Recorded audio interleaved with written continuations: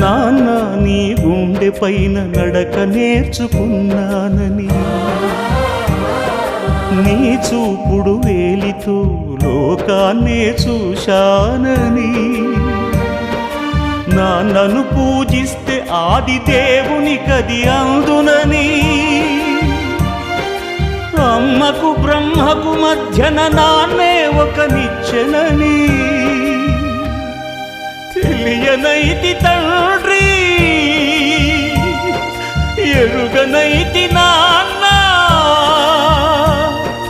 నాన్నంటే నడిచే దేవాలయమని మరచితిని, ఆత్మజ్యోతి చేతుల ఆపివేసుకుంటిని.